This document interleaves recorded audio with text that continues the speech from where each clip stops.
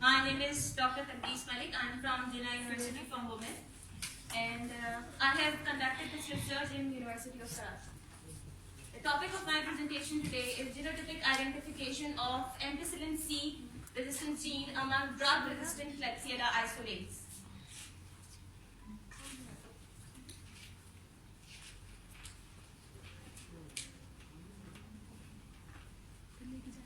First of all, I would like to thank 12th Biennial PSM Conference 2019 for approving my abstract for oral presentation. I would be thankful for them. Now coming to the introduction. As you might know, what are the Klebsiella species? The genus Klebsiella of the family Enterobacteriaceae is ubiquitous in nature, and they can colonize several spaces like surface water, seaweed, soil, plants, mucosal surfaces of mammals such as human, horses, and swine.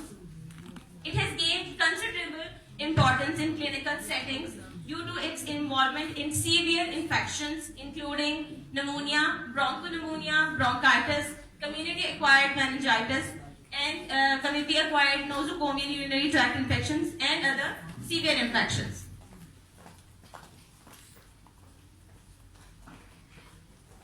Now, the drugs of choice. The drugs of choice depends upon the severity of infections.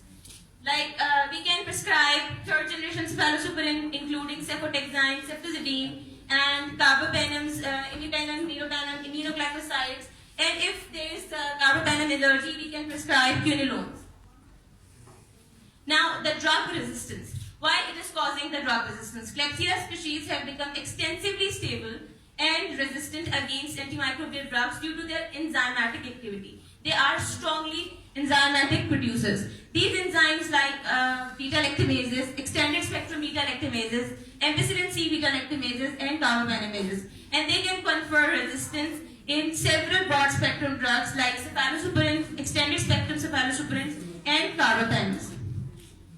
What are ampicillin C beta-lactamases? Ampicillin C beta-lactamases are typically encoded on the chromosomes of many gram-negative bacteria, including Citrobacter, Serratia, and Enterobacter species, whereas its expression is inducible. These are not constitutive enzymes in case of Citrobacter, Serratia, and Enterobacter, whereas in Klebsiella species, these enzymes are plasmid-mediated and can be transferred through plasmid. Ampicillin C producing strains are typically resistant to oxyamino beta-lactams, but unlike ESBL, that is extended spectrum beta-lactamases, they cannot be inhibited by beta-lactamase inhibitors such as clavulanate, sulbactams, tazobactams, etc. So these are not included in the class A extended spectrum beta-lactamases. Usually they are susceptible to carbapenems, however, reduced porin loss and other factors like influx pump, they can be resistant to carbapenems. This study was conducted to determine the emerging resistance potential among Klebsiella strain by identifying the frequency of ampicillin C resistant genes. Now, what are the materials and methods? First of all, we have performed the collection, and the study period was from January 2010 to January 2012, and around 236 gram-negative isolates were collected from centralized laboratories and different laboratories of Karachi.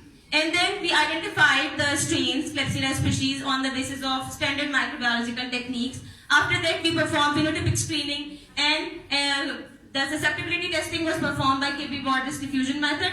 Again, the genotypic characterization was performed by polymerase chain reaction, and we detected the ampicillin C gene through PCR. And the protocol which we use and the primer which we use is as under.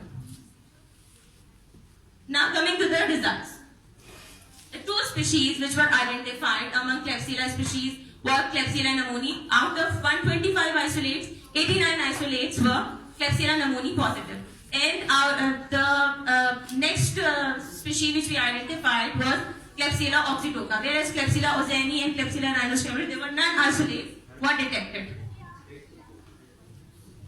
Then we performed susceptibility profiling of these strains, and it was found that these strains were extremely resistant to third-generation cephalosporins, including cefotaxime, ceftazidime, and they were also resistant to carbapenems. Similarly, we have found that they were resistant to beta-lactamase inhibitor combinations.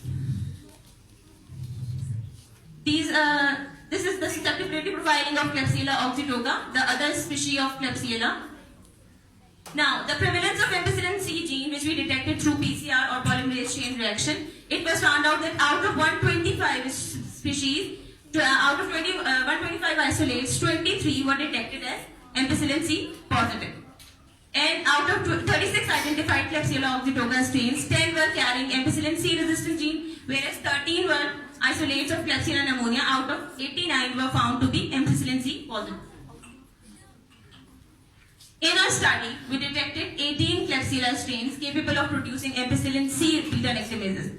Previous studies reported the same or more or less same results, and the prevalence of ampicillin C producers among Klebsiella pneumonia strains, as it was the first enzyme which was identified in E. coli in 1940. Later it was found that ampicillin C enzyme were not only active against penicillins, but can also inhibit cephalosporins and extended spectrum cephalosporins.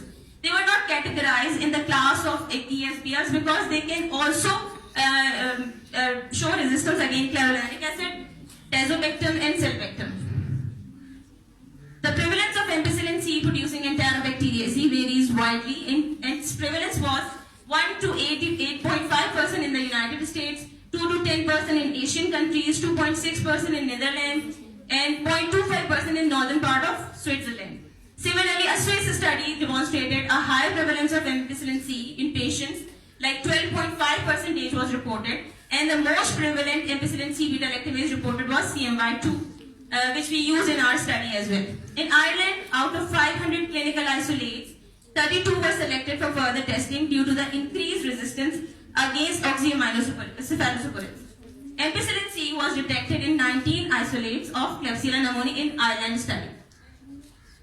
In Iraq, 30% ampicillin C producing Klebsiella pneumoniae isolates were detected in 2011, and in the paper in 2015, 27% isolates of Klebsiella pneumoniae were reported as ampicillin C positive in Egypt.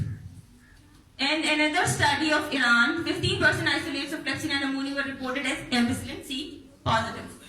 Similarly, in Pakistan, a study was conducted, and the method which they have used was phenotypic screening, and out of 585 Klebsiella pneumoniae isolates, 220 were ampicillin C beta-lactamase positive.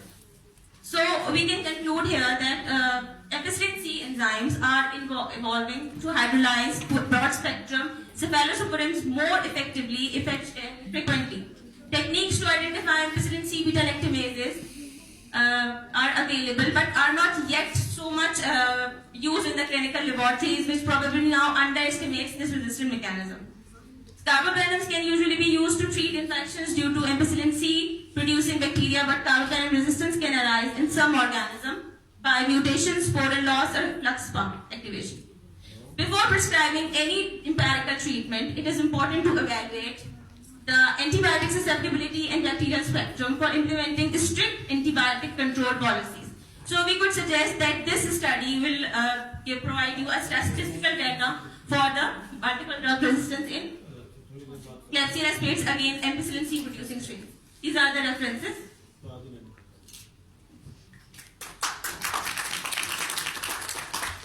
Thank you very much. So now floor is open for the questions.